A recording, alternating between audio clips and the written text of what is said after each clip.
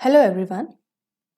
Let's discuss the question, and the question is, which hybrid orbitals are used by carbon atoms in the following molecules? अब हमें इन सभी के सभी molecules के अंदर आपके कार्बन एटम्स की हाइब्रिडाइजेशन को डिस्कस करना है। उसके लिए हमें सबसे पहले पता होना चाहिए कि हाइब्रिडाइजेशन निकालने के लिए क्या फॉर्मूला यूज किया जाता है। तो सबसे पहले लिखते हैं हम the formula which is used for the calculation of the hybridisation. Writing the formula hybridization which is equal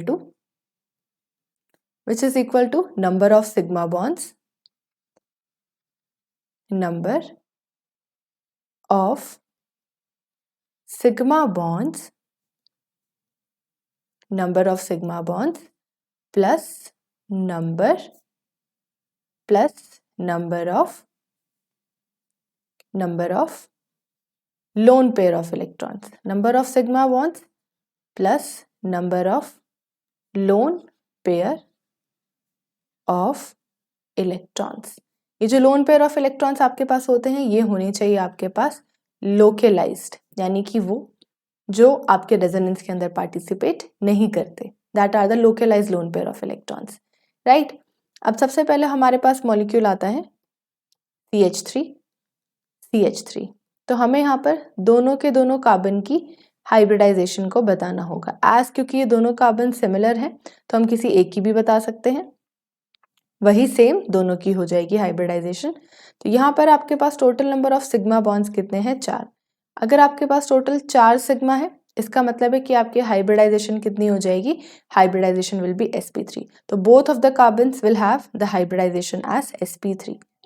moving towards the next molecule आपके पास आता है CH3, then we have CH double bond CH2। ये आपके पास molecule आता है। यहाँ पर हमें हर एक मॉलिक्यूल के अंदर हर एक कार्बन की हाइब्रिडाइजेशन को बताना है। तो यहाँ पर आपके पास total number of sigma bonds कितने आ रहे हैं? आपके लिए इस कार्बन के लिए सिग्मा आ रहे हैं 4, तो hybridisation will be sp3, right. इस कार्बन के लिए आपके पास total number of sigma bonds कितने हैं? 3।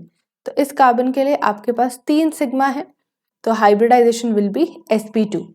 यहाँ पर भी आपके पास इस कार्बन के लिए भी टोटल सिग्मा आ रहे हैं 3, इसलिए हाइब्रिडाइजेशन इस केस में भी आपके पास कितनी आएगी? sp2।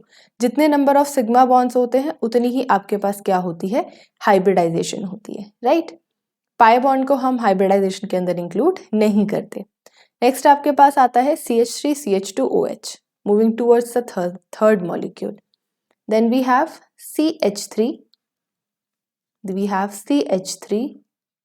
CH2 and then OH। अब यहाँ पर हाइब्रिडाइजेशन हम काउंट करते हैं, कार्बन एटम की ही हमें सिर्फ हाइब्रिडाइजेशन को यहाँ पर काउंट करना है, राइट।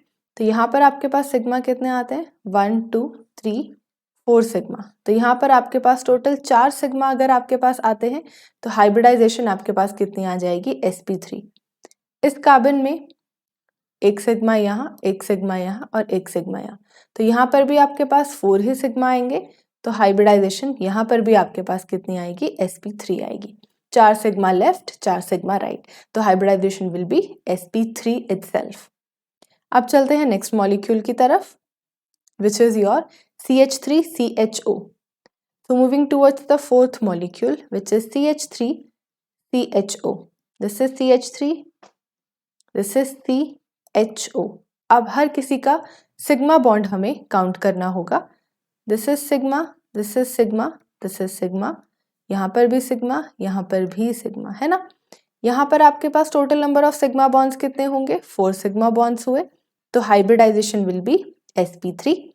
यहाँ पर आपके पास इस कार्बन एटम के साथ 3 सिग्मा है, तो हाइब्रिडाइजेशन विल बी sp2। तो sp3 and sp2 will be the hybridization in this case because we are not counting in the hybridization the pi bond। Lastly हमारे पास जो मॉलिक्यूल बचता है दैट इज CH3 COOH। अब इसके अंदर हमारी hybridisation किस तरीके से कैलकुलेट होगी? पहले हमें लिखना पड़ेगा इसका ओपन चेन स्ट्रक्चर। तो CH3 C double bond OH। अब हम काउंट करते हैं total number of sigma bonds, 1 sigma, 2 sigma, 3 sigma and the 4 sigma. तो यहाँ पर आपके पास इस कार्बन आइटम के साथ जुड़े हुए हैं 4 सिग्मा बॉन्ड्स, तो हाइब्रिडाइजेशन विल बी sp3। यहाँ पर आपके पास जुड़े हुए हैं 3 सिग्मा, तो हाइब्रिडाइजेशन विल बी sp2। तो इस तरीके से आपको हर एक रिस्पेक्टिव कार्बन आइटम की हाइब्रिडाइजेशन को कैलकुलेट करना है। आपको निकालने हैं कि उस कार्बन आइटम के साथ कितने सिग्मा जुड़े हुए हैं। जितने सिग्मा होंगे उतने ही आपके पास हाइब्रिडाइजेशन में काउंट होंगे number. This is the last molecule I think we have calculated, right? So this is how you have to calculate the hybridization. Thank you so much and all the best.